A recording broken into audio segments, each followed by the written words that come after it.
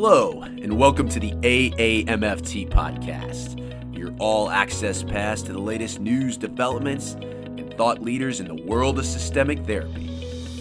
We strive to relate, educate, and innovate, one episode at a time. I'm your host, Dr. Eli Karam, and we're brought to you by the American Association for Marriage and Family Therapy. Our podcast explores topics that relationship-based therapists care about. In addition to featuring unique conversations and interviews with established experts, our show provides information and education on direct practice and emerging trends in the MFT profession. For more information, please visit us at aamft.org. Thanks for listening and enjoy the show. Today on the AAMFT podcast, truly a man for all seasons, Dr. Bill Doherty. He's an LMFT, an educator, a researcher, a consultant, a community organizer, an all-around good guy. He's a clinical fellow, an approved supervisor for AAMFT. He received his PhD in family studies from the University of Connecticut in 1978. He's served on the faculty of the Department of Family Medicine at the University of Iowa. Really an innovator, as you'll learn today, in the field of medical family therapy. He's made stops at the University of Oklahoma before coming to the University of Minnesota, which has been his home since 1986. There he is a professor and director of the MFT program in the Department of Family and Social Science in the College of Education and Human Development. Bill's also a past president of NCFR. We know that as the National Council on Family Relations, the nation's oldest interdisciplinary family studies organizations. He's won numerous awards throughout his career and has authored and edited over 9 books for professionals and lay people alike. Since 1999, he's been involved with the Families and Democracy Project and the Citizens Healthcare Project. And you'll know him more recently from a popular movement in our field known as discernment counseling. I learned so much in this interview. Bill and I have had a chance to meet a couple of times over the year, but even I learned some things, and you'll hear really how Bill was on the forefront as far as advocating. We think of advocating within a smaller system. I consider Bill the first kind of macro level family therapist pushing for change and taking systemic principles and using them in other settings. I will be back at the end. Enjoy Dr. Bill Doherty. All right, Bill, welcome to the AAMFT podcast, and this is probably, if not my favorite, one of my favorite segments, the interview. And I gotta, before we start here, give you some credit in the sense that you indirectly were the inspiration for this, in that I was converting over some old VHS AAMFT master's tapes from the late 80s at the annual conference where you would interview the pioneers. All have since been deceased. In fact, I think one I remember quite fondly was you interviewing, I think, Murray Bowen just literally a couple weeks before he passed away in the late 80s, right? A couple of days. Oh, wow. And you've had an amazing career and fascinating life spanning, over 4 decades, and you look like a baby when you were in these videos. What are your memories from interviewing those pioneers over those series of years at the conferences? Wow, very, very powerful. It's almost like it was yesterday. The impetus for that, and by the way, let me just say I'm delighted to be with you on this podcast. But the impetus was the death of Virginia Satir in the late 80s. And the sense that the pioneer generation were beginning to leave us, and that we had a lot of videos of them. We had professional interviews. When I say professional, I mean, interviewed about their models. But we didn't have much that connected their life story with their family therapy work. So I was on the program committee at that time, and we decided we should do something. We should try to capture their stories, the connection between their personal biographies and their family therapy pioneer work. I had no thought to do it myself, to do the interviews with Mnuchin and Haley and Whitaker and all these great people. But then, I was sort of pushed into it because the thought was that if there was somebody a lot more senior than me, so I was 13 years into my career at that point, if somebody was very senior, they might feel competitive with those folks. Why weren't they being interviewed themselves? And if they were too junior, maybe they would be intimidated. So anyway, the people sort of pressured me to do the interviews, and it took months of preparation, and there was this sense of encountering these people as human beings, not just as heroes of my professional development. Well, it has come full circle for you, my friend, because that is very much in the same vein of which we are entering this. How did you decide to become a marriage and family therapist? Yeah, well, I started out after high school in a Catholic seminary. So in 1963, when I graduated from high school, there were two things I thought of becoming. One was a psychiatrist. That's all I knew about mental health professionals, and a priest. And this was, this was many years ago, and it was pre the Vatican Council reforms in the Catholic Church. The Vatican Council had started, but I wasn't quite in tune with that. And so I thought of, well, if I'm a psychiatrist, I save minds. If I'm a priest, I'll save souls, right? And saving souls seemed to be a higher calling. So I went to a Catholic seminary, and that was in a time of upheaval in the 60s, and I was living in Washington, D.C., and, participating in the marches, anti-war protests, and civil rights things, and I became radicalized during that time, and my pastoral field work was in an inner city Catholic school where I worked with the kids, and I visited their parents, got into the homes. I got to know these families really well. And so when I decided to leave seminary, and I left in 1970, before I was ordained, I knew I wanted to work with families. So I didn't know about the field of MFT at that time. It was kind of invisible.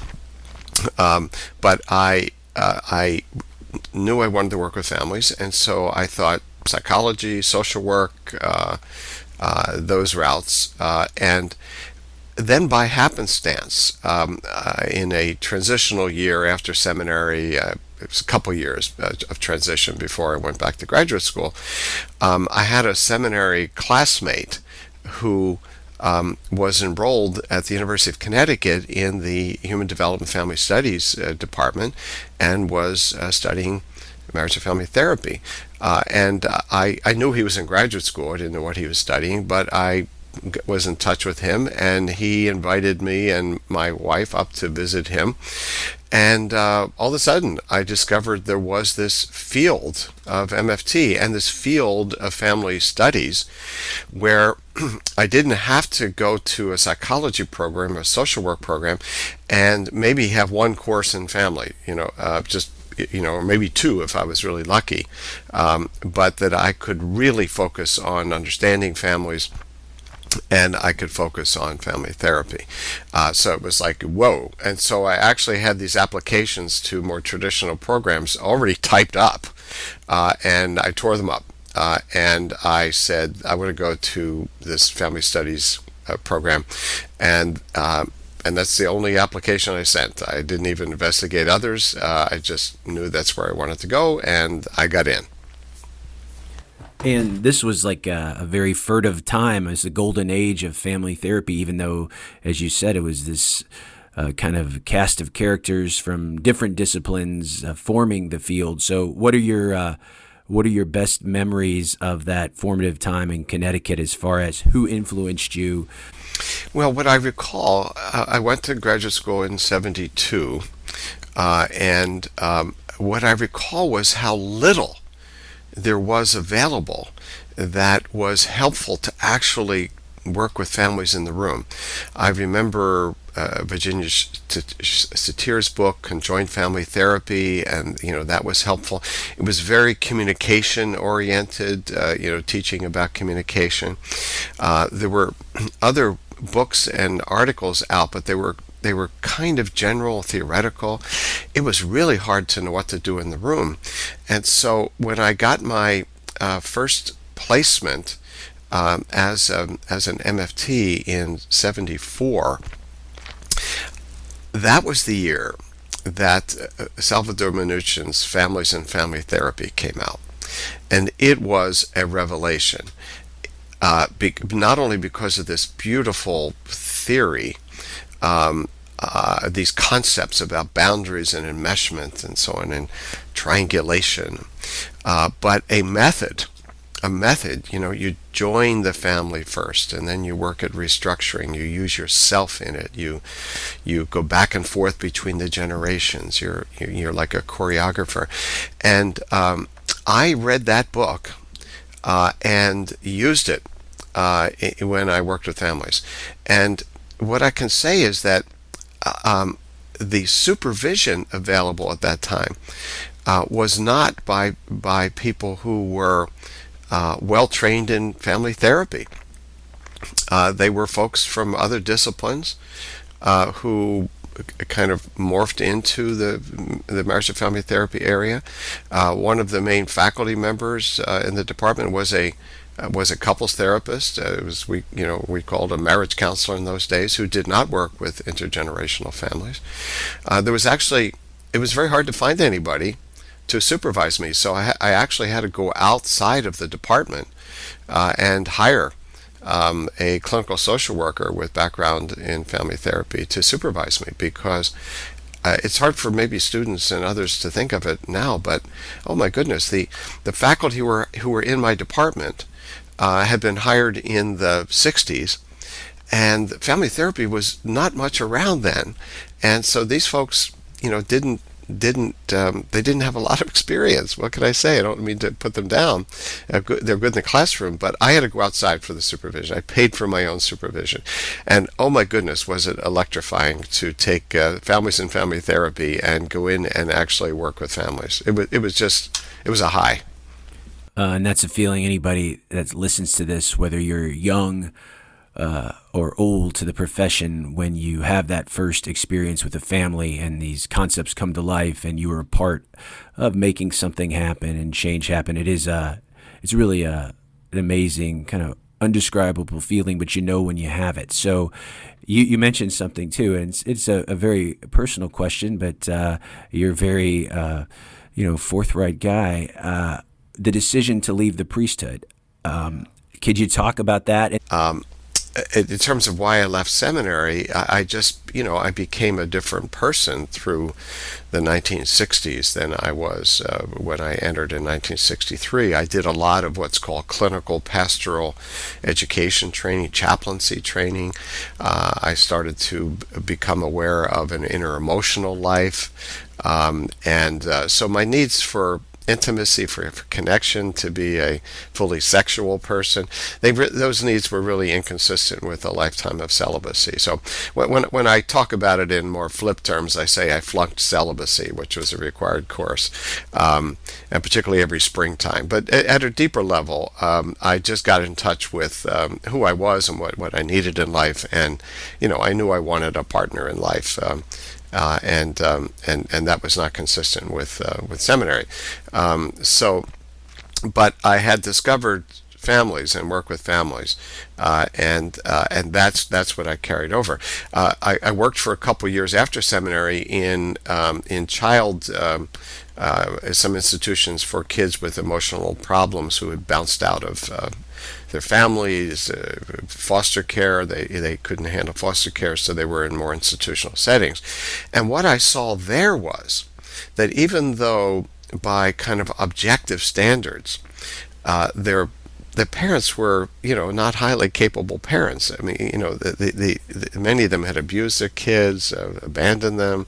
These kids had a lot of problems that came back to their families. They longed for their parents. The parents were were more important people to them in their imaginations, and when they did have contact with them. So I was supervising child care staff in the institution, who were their house parents, we called them. But those house parents, even though when the kids bonded with them, didn't hold a candle to the power of their original parents. And so that was another one of these lessons in we can't do a kind of avoidance of parents. We can't do we can't assume that those parents are just in the past for these children. They're never really in the past. And so that was another kind of formative experience that made me want to work with families. Let's say a little bit about your own. You mentioned a large Irish Catholic family, your own family of origin, because we lots of times MFTs they know their blueprint, the families they work with, and the one that they came from, and it forms a lot of our opinions of what we want to do and what not to do, and just in general, what was it like growing up in the Doherty household? Well, it was we had 5 kids and 2-parent household. Where were you in the birth order there? Well, I was the second child. I have an older sister, and then I was the first boy. And then, and this is where I learned about loss in families. Well, I had a sister who lived, but then a stillbirth and a little baby brother who died several weeks old, and then 2 brothers. Surviving brothers, 11 and 13 years younger than me. So a spread from my older sister to my youngest brother of 15 years. And so one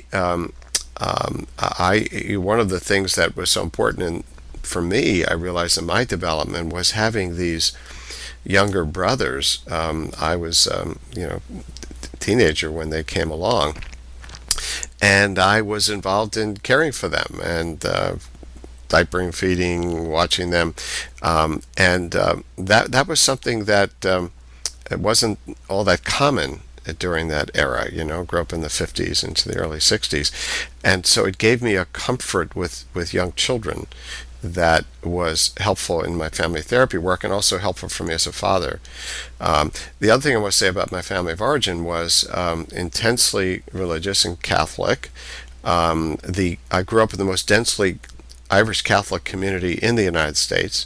During the height of the baby boom, I was at the early stages of the baby. There were 3,300 children in the parochial school, 100 kids in each classroom in my brother's classroom. So it was a bubble. It was a time of history, the 1950s, of economic prosperity for lots of families in the country, working class background. My father he was a bread man, like a milkman, he delivered bread. He could make a salary that could support a family of that size with a stay-at-home mother and homeowning. And so there was this time when people often look back on the 50s nowadays, as this time of conformity and women were supposed to stay in the home. This was pre-second wave feminism, but it was also, and that's all true, but it was also a time for many of us of opportunity. The sense that we could go to college. Nobody in my family history had ever gone to college, but there was a sense that that's possible to do. Professional life was opening up, so it was. There were, lots of positives. On the other hand, it was also, my parents came from what Mary Pfeiffer calls a pre-psychological generation.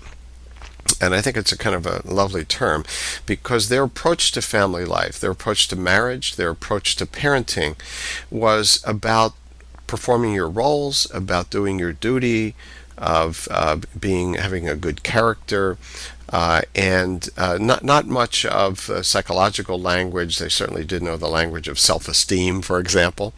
And it was an era in which parents, loved the kids, set limits on them, and just sort of let them grow up. but without a lot of kind of in-depth psychological conversation. And what's interesting is that, when I studied therapy and early on, even when I was in seminary, it was humanistic. It was Carl Rogers and so on.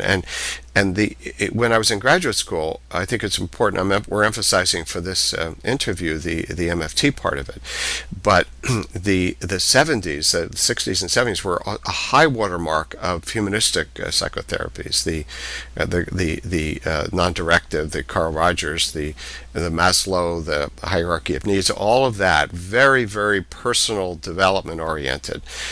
When I was in graduate school, I did a lot of encounter groups and tea groups and all that kind of training. And at that time, I didn't have what I subsequently developed, and that is a kind of socio-cultural understanding of families. And that is that families, parents raise their kids in a particular cultural milieu, and their marriages are the same. So when I first learned family therapy and more the humanistic approaches, and I looked back on my family of origin, I really emphasized the ways in which my parents, in which there were boundary challenges, and there was the kind of moralistic and guilt laying. It was hard to speak out against anything if you had any concerns about the church authority. There were secrets. There were family of origin cutoffs out there that everybody kept secret. So it's possible to look at all this, as I did once I learned family systems. Oh my goodness, I come from this completely dysfunctional family, and then subsequently I began to look at my family.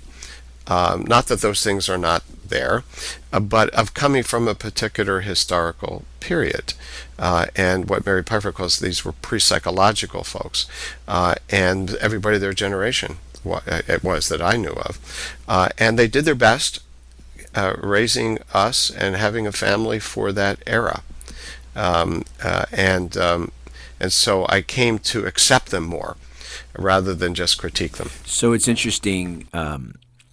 That background, you went from parents that were very valued-centered and obviously a strong faith-based. And when I think of your career, one of the things I think about is going from, like you said, growing up that way, very value-centered, to going to psychotherapy at the time, as you said, which was very the idea, if you owned values and you were value oriented, that was a bad thing, or that stopped the therapeutic process, to now going full circle to your work where you can't not own your values and your beliefs. As you said one time, morality is both private but also public.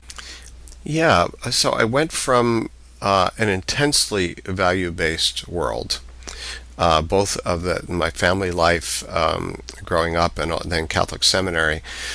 And once I got into the therapy field, I gradually left all of that behind. I was impressed with the way in which much of the traditional value-based work that I had learned in the value-based world that I was in was pretty guilt-inducing and conformity-oriented, rule-following, that kind of thing. And so when I get into the world of therapy, both the humanistic therapies, the group process work, and family therapy, marriage and family therapy, I saw that it's possible to help change occur without that kind of what felt like a kind of moralistic overlay from my origins. So I became really an advocate of a values-neutral approach to therapy. It's like we have the theories, we have the methods, and we can help people do better with their world, and that the therapist really brings a knowledge and professional skill in a kind of neutral way to help people, but eventually it actually wasn't until the 1990s, so this was a while, that I began to see that there's a kind of an emptiness in an attempt to have a value neutral approach to therapy. That really what that was. What I realized that I had given up one form of socialization, and that was a kind of a conformity, do the right thing that's set up by your tradition, to a highly individualistic approach, which is do your own thing, and that any sense of obligation is something that is imposed from the outside. So, in the 1970s, Fritz Perls and Gestalt therapy. I do my thing, you do your thing. I'm not in this world to live up to your expectations. You're not in this world to live up to mine. And that kind of hyper-individualism was part and parcel with certainly the individual psychotherapies of the day. And I began to read critiques of this. The book Habits of the Heart that was actually in the 80s. I got my decades wrong. It was in the 80s where I began to make this turn. I began to read critiques of psychotherapy, particularly individual psychotherapy, for promoting a kind of an ethic of individual self-interest that was undermining the sense of citizenship in the country and a sense of solidarity among people. So that was a big wake-up call for me. And then what way I want to connect this to marriage and family therapy is that there is, in this emphasis in our field on families, on solidarity, on people caring for each other in families, there is an implicit ethic there, that these relationships are crucially important, but it was never really, it's not been well articulated in the field. So that's some of what I began to then think about. How do we articulate, I think, an implicit systemic ethic, not just systemic systems theory, but a sense of ethics that would be systemic and relational. And I think of you as a macro family therapist. I don't know if that fits or not for you when I say it, but talk about your desire to expand the system to the larger community or the family in the context of what's going on in the larger world.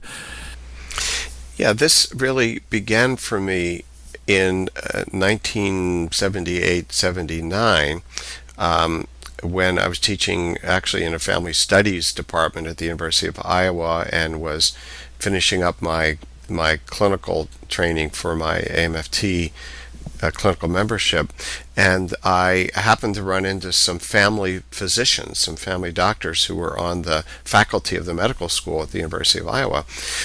And I always say that some of the opportunities in my life have occurred because I'm an extrovert, and so if I'm at a social occasion, I'm talking, and I'm sometimes talking loudly. So I was at this new faculty gathering at the University of Iowa, and I met these two family physicians who were new on the faculty of the Department of Family Practice. And they found out, in talking to me, that there were people like me whose field of specialty was families. At that point, I was trained in family research as well as family therapy. And they said, oh, wow, we didn't know there were people like you. We didn't know about your field. And so they actually wrote a job for me. They wrote a faculty position. That family medicine was really having a lot of resources coming in to it in the late 70s. So I got this job, and we were able to stay in the University of Iowa. I was able to stay there in this great town of Iowa City, and I just moved across the river to a new position. And so that was the beginning for me of understanding some of the limitations of our field of MFT, of systemic family therapy, which was mainly focusing on the family unit itself, and maybe the extended family if you were more of a family of origin person. But when I started to work, I was teaching family practice residents and seeing patients and families in the clinic, and I had this revelation that I say kind of with a little humor, that I had studied family therapy. I had studied family studies for 6 or 7 years, and never came across the idea that families are made up of people with bodies. It had never come up. And so when I say that, I get a little laugh. And they say, well, that's not actually true, because I studied sex therapy, so I knew that there were penises and vaginas that were part of bodies. But the idea that families have a physical component, and that illness, chronic illness, acute illness, was a part and parcel of family life, that was not in the field, not in any kind of way that I came across. And that when a family has a member with a chronic medical illness, they have a chronic relationship with the healthcare system, that their relationships with their physicians and nurses and providers, and with insurance systems and hospital systems, a larger system, that those systems become part of the larger dynamic of the family, and that family's ability to navigate those relationships can be as important for how they do as their intra-family dynamics are, how they navigate with each other inside the family. So this was like, whoa, this was a big revelation to me. And so that part of my career was devoted to trying to help people inside family medicine understand that patients come with families, and that if you want to help a patient, you got to be thinking about their family. After doing that for a number of years, I began to realize that I was being changed as a family therapist. I was being changed in how I thought of families and how I saw how our field should go. And then with Susan McDaniel and Jerry Hepworth, who were family therapy colleagues who were also teaching in other medical settings, we then named and helped to develop something we call medical family therapy. So this is the first answer to your question, that I saw this system of healthcare as we had to conceptualize that as a kind of a partner with families as families go through the life course. You were a pioneer of medical family therapy, which what did you call it back then? I mean, they weren't calling it that. You were consulting, you were helping doctors have better bedside manner, think systemically. I mean, did you know at that time that you were creating a what would go on to be an important specialty in the field? No, at the time I was trying to help family medicine, do a better job. We call it family-centered medical care. In 1983, my colleague, family medicine colleague Mac Baird, and I wrote the first book on family systems and healthcare called Family Therapy and Family Medicine. Mac was trained as a family doctor and also as an MFT, and we ran into each other again at a meeting at a social as a social hour, and so the first number of years were really devoted to shifting that field. But I wrote a piece for the Psychotherapy Networker, then called the Family Therapy Networker, in the 80s, in which I said I was felt like a missionary, a family therapy missionary to medical land, to bring these bring the message to the natives. And what happened was I realized that I was changed as much as they were changed. I was changed as a family therapist by working in this other culture. And then I gradually began to realize, no, I need to bring back to my field how I've been influenced. And of course I was having these other colleagues like Susan McDaniel, Jerry Hepworth, and others who were also influenced. And so it was in the late 80s at a family process editorial board meeting that the three of us said, we need to write this up and we need to have a name for it. And so we just cooked up the name medical family therapy as a kind of a specialty within family therapy. And talk about briefly how you got from, again, your interface with the medical system to even working with larger communities and really many of what you're known for as far as being citizen therapist and your other projects involving large community groups outside of the normal scope or focus of MFT. Well, yeah. So let me mention. You mentioned discernment counseling, so I'll kind of enter that way. So I began to work with the family lawyers, with divorce lawyers. Again, the theme here is that if we're going to really help families, we need to be interacting with the systems that families are part of. And so I was helping collaborative family lawyers work with couples in distress, and out of that work came discernment counseling, a special way to work with couples on the brink of divorce. And it was after 2.5 years of working with the divorce lawyers, because what they were saying is that the people we see who are ambivalent about divorcing, they've often tried couples therapy, and we just don't want to send them back there. So then I said, well, there's this other way of working that we called it, we didn't have a name for it, but the lawyers actually helped me name discernment counseling.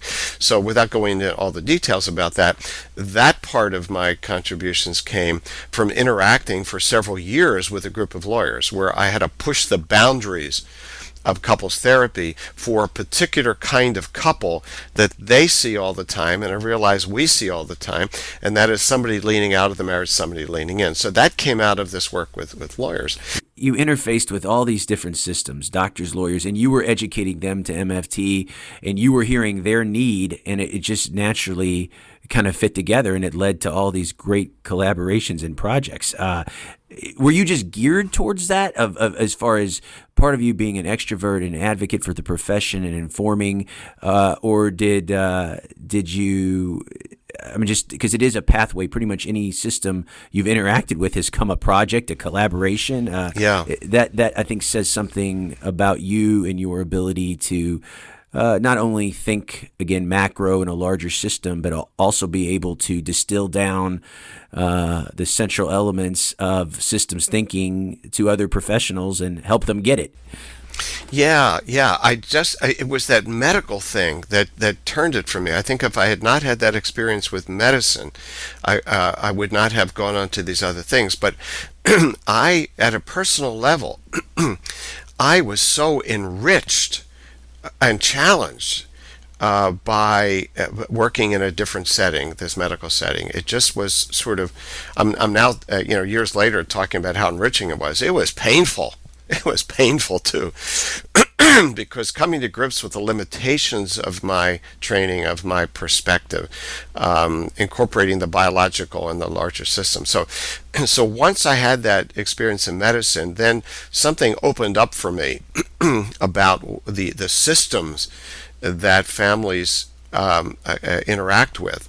And so, of course, law is another one. And so I found myself really intrigued. And so when lawyers would approach me, and a judge approached me, actually, that's how this whole discernment counseling thing came about. A judge approached me about what he was seeing in his court around couples being ambivalent about divorce, but there was no process set up for them. Now, how did he find me? I do a lot of community presentations. I've written books for the lay public and about parents and marriage. So this judge, when he was raising his daughter, he had come to one of my presentations. So I was on his radar screen. So when he became the chief judge of the family court in Minneapolis, then when he was thinking, how do I get somebody to help me? He then contacted me, and I went, oh, this is fascinating. By this point now, when I interacted with law, I had a way, since I'd done it with medicine, I had a way of getting in, and that way of getting in is it has to be some continual conversations.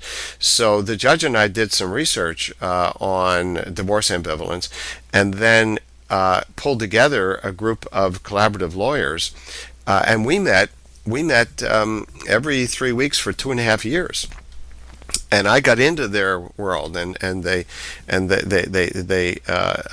I began to understand what they were facing, and partly discernment counseling came out of a way to help them, but also a way to help couples in our field. So, and then to just say one other important, a big shift for me, big one, as big as those two, or larger, was in the mid-90s.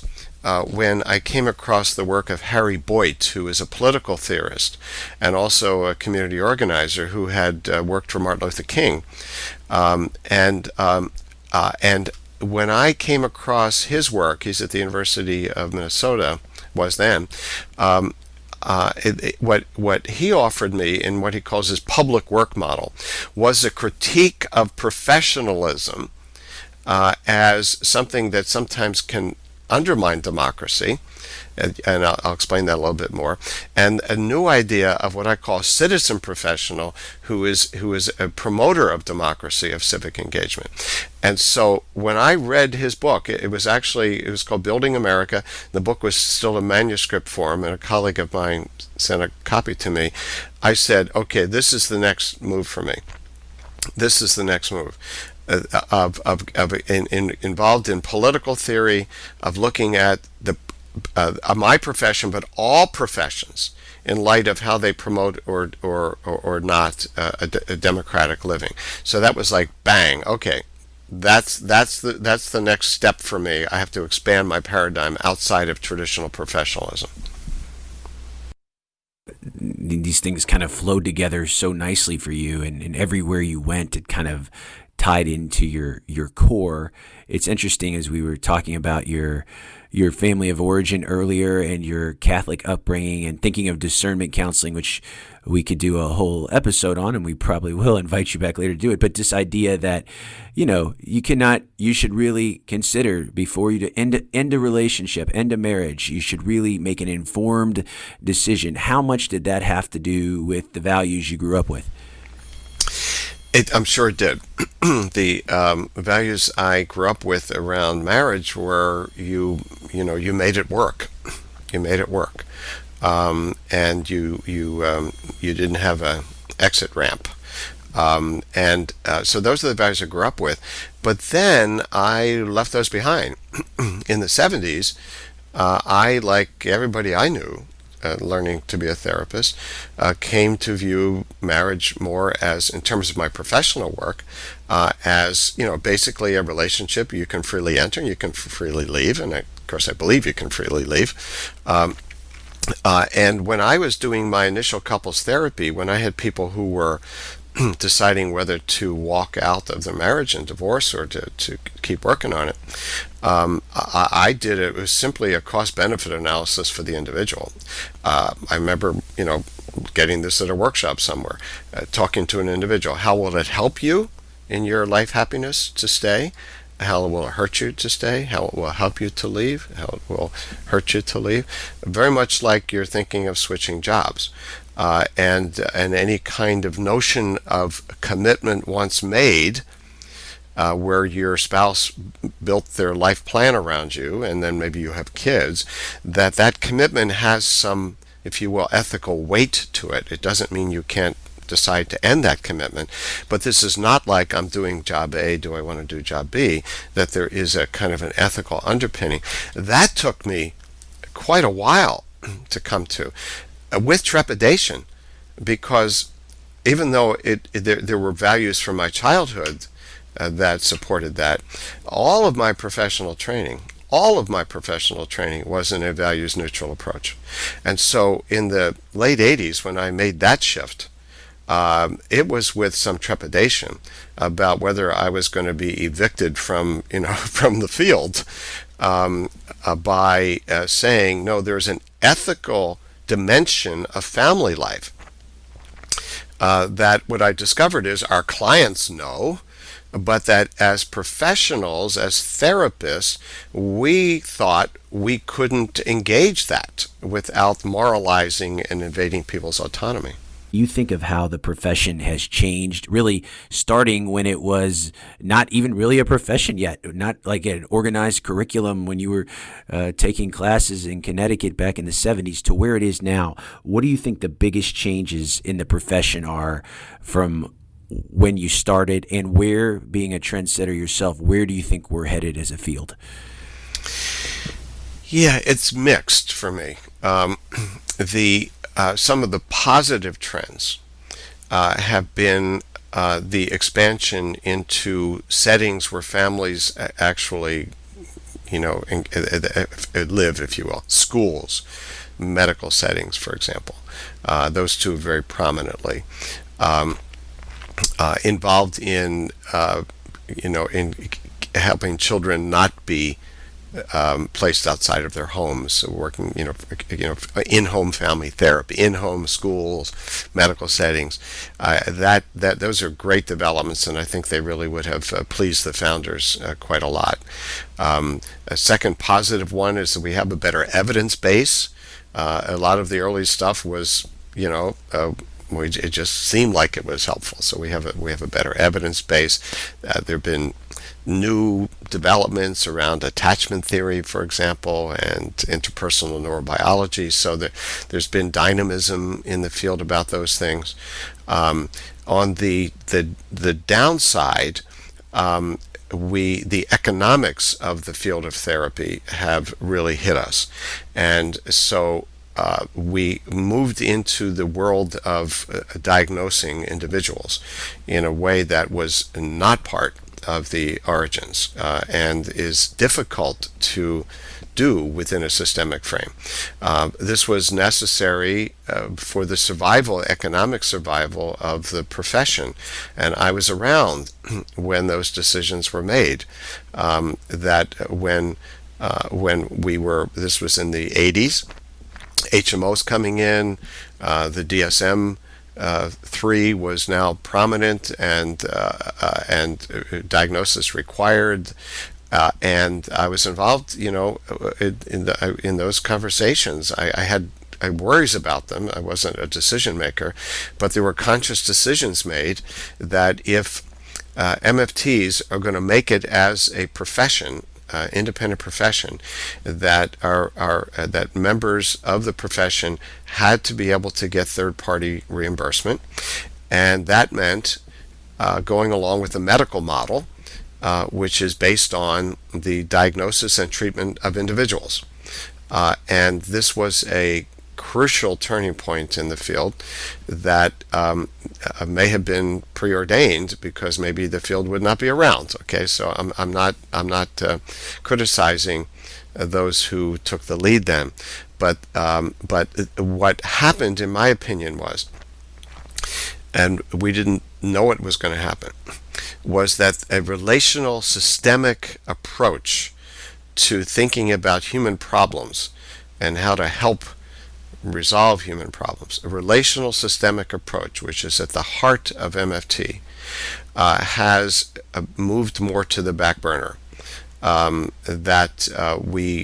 show that we're bona fide mental health professionals, we showed that we could diagnose with anybody else, and that our treatment plans could focus on the treatment of an individual, and the pull of the medical model, which is individualistic, where problems exist within the skin of an individual, has really influenced the field, and I think we've lost some of the dynamism of our systemic relational approach. I think that's beautifully said, and I think that's a struggle any MFT educator has to deal with. How do we not forget what we came for, and the powerful systemic roots, the relational ties that bind, that again bring us together as relational healers, with also fitting in to more of a mainstream mental health culture, and it's a difficult challenge.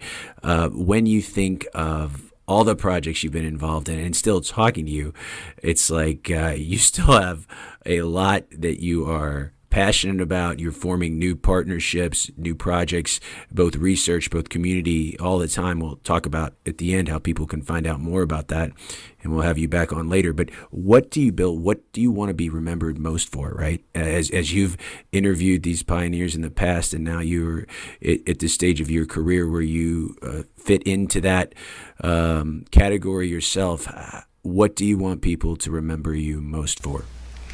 Well, that's so interesting you would ask me that question, because now I'm back to 1990 when I asked what I called "What's your legacy?" to those folks. So full circle, my friend. I kind of have goosebumps here. Yeah. And so when I get a question like that I had not thought about, because I still feel like I'm still kind of actively doing new things, but it's a good question. The two things that came to me were, I want to be remembered for pushing the boundaries of the field, pushing the boundaries into other systems, into pushing the boundaries around the the ignoring of the ethical dimension of the field, pushing the boundaries, challenging the field, new territories. And I'd like to be remembered for the idea of democracy, of our field of systemic family therapy, promoting democracy, of the engagement of people as active agents in their families and in their communities, and that's a big part of my current work. One of the things I ask students now that I never ask them, and all the years I trained, is how is this profession, how does it promote democracy? How does it promote the capacity for democratic living? And what I mean by democracy here is collective agency. How do we solve problems together as people, as communities, as a nation? So that's I've got more work to do on that one to help the field think of itself that way. But I'm hoping before I'm finished, that will be a deeper idea in the field. Beautifully said, and I do think of you as we think of the early family therapist as kind of breaking up family homeostasis and kind of perturbing the system, pushing the system, and you've certainly done that on this more macro level, which is, I could not say it any better than you did. I think also one thing in preparing for this, and the last time we talked, I wasn't aware of this, that kind of full circle, you have, we talked about your family of origin, but your own family, your daughter is kind of part of your work and your legacy too. So say a little bit about that and tell us about Elizabeth. Yeah, so Elizabeth Doherty Thomas, my daughter, she worked in HR after college, and I remember her saying she didn't want any part of therapy, although she was a psychology major. She's has sort of tech skills, IT skills, and so she liked that part of HR. And then she married another guy in the IT world, and then all of a sudden he one day announced that he wanted to become an MFT. And whoa, that's kind of interesting, and we were supportive of that. And then after my daughter had her first child and was interested in more flexibility with work, she offered to start doing some things with me to promote some of the training work and other work that I was doing. And so we formed a little family business called the Doherty Relationship Institute. And, institute, people say, where does it exist? Well, it's, on my computer and hers. So we've worked together for 10 years now. And a lot of what we do is help people, the therapists, learn discernment counseling. And we're also experimenting all the time with how do we get the word out to everyday people about what our field has to offer. So, and along the way, so she did this for a few years with me, and she started to go to some conferences. And I remember she went to the Psychotherapy Network conference once to kind of promote our little business, and she came back from that and said, "I think that's my tribe. I think therapists, and MFTs in particular, are her tribe." As she discovered her tribe. And so she went back to graduate school as well. So she is an MFT and my partner in this little family business. And I learned tremendous amount from her. My goodness. I mean, she's of the internet generation. And I've learned a lot about how kind of hidebound we are in our language. Like, so for example, she's probably read more therapist websites than anybody else in the United States.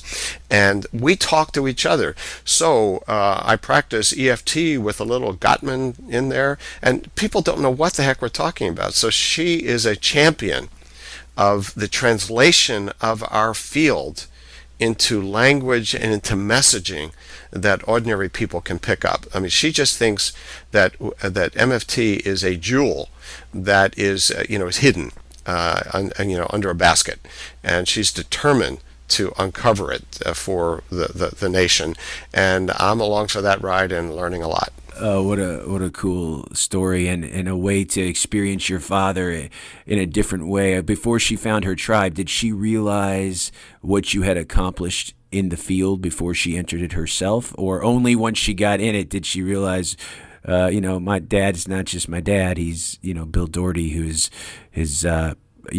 transcended family therapy in a lot of ways and really impacted the field in significant ways. Did she get that before or only after she joined the tribe? I'll have to ask her.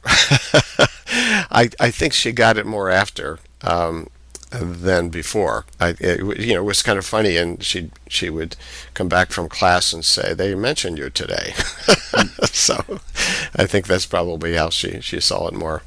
Yeah, I asked that because I've been asking these luminaries and model developers as I've been conducting this interview series, and almost every single person, their family has not really seen the impact. They just know them as dad or mom or sibling. And it's so funny talking about full circle, this whole interview. Your parents were pre-psychological, as you told us, and very salt of the earth, working class, and you raised your brothers, so to speak. I wonder, do they have a sense of what you accomplished in our profession? Well, when I was on Oprah, that made an impact. Yes. If I remember, my father had passed away by then, but my mother, okay, if Oprah recognizes Billy, then that means something. And I have a little story about that. She told me that she could tell that Oprah liked me. And I said, "Well, how do you know that, Mom?" She said, "She shook your hand longer than anybody else's." And I went back to the tape, and sure enough, you get out a stopwatch, you'll see that my mother... Your mother was a process expert. She didn't realize she wasn't a family therapist, but she picked up on that. Yeah. That's right. It's very clear. Anybody that listens to this can tell your passion for the field, what it was and still is, and still have a lot to accomplish. And, we need more of Bill Doherty. So I thank you so much for the time. You have multiple things to promote. What's the easiest place to go if somebody wants to catch up on what you are doing currently, Bill? You can plug anything you want to. Oh, boy. Well, I guess people could go to the Doherty Relationship Institute. That would be a place to start, and we can talk someday about the other things I'm doing, like my work with Better Angels to depolarize America. They could go to a website called Better Angels, so those would be two. Perfect. Well, thank you so much, my friend. I look forward to talking to you again in the future. Well, this has been a great pleasure for me. I really appreciate it, Eli. Great. There you have it. Another great installment of the AAMFT interview on the podcast. And that was really a full circle experience for Bill. It's the podcast at its best, when it just feels like a free-flowing conversation with so much history. And, you can read in your textbooks or you can read journal articles, but as I've always said, to go one-on-one and to hear the story behind the model developer and the person is always such a rich experience. And I'm just a therapist just like you, not a professional journalist or interview, and I love having conversations like that. Bill Doherty, quite a man, and certainly bridging the past, the present, and the future of our great profession. And discernment counseling, certainly a requested topic on the podcast, so we will have Bill back later to do a deep dive just into what he has really become known for over the past decade or so. Requests are welcome. The best way to get a hold of us is if you want to send an email to communications@aamft.org, or you can join the conversation on Twitter, and the handle is @the_AAMFT. If you want to get a hold of me personal, I'm at Dr. Eli Live on Twitter. Find us wherever you find your most popular podcast, on Apple Podcast, Spotify, Stitcher, Google Play. Check us out. Until next week, my friends, stay systemic.